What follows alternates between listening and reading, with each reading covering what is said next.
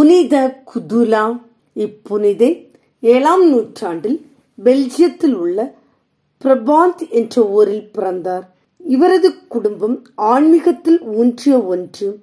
இவள் கற்பு, ஜெப வாழ்வு என தன்னையே அர்ப்பணித்துக் கொண்டாள். மேலும் இவள் தன் உடல் உணர்வுகளுக்கு அடிமையாக கூடாது என்று சோதனைகளையும் தடைகளையும் தகர்த்தெறிந்து நன்வாழ்வினை நடத்திய புனிதை. இவரை பற்றி கூறும்போது ஒன்றை சொல்வார்கள் என்னவென்றால், ஒரு நாள் இரவு விளக்கை எடுத்துக்கொண்டு ஆலயத்துக்கு செல்லும் போது சாத்தான் இவரை தவறான பாதையில் செல்ல வைக்கும் நோக்கத்துடன் அந்த விளக்கை அணைத்தானாம். ஆனால் வானதுதர் மீண்டும் விளக்கினை ஏற்றி இவளது பாதைக்கு ஒளி கொடுத்ததாக கூறப்படுகிறது. இவர் 712ஆம் ஆண்டு உயிர் நீத்தார். இவரது புனித பொருட்கள் புருசல்ஸ் என்ற நகரிலே வைக்கப்பட்டுள்ளது.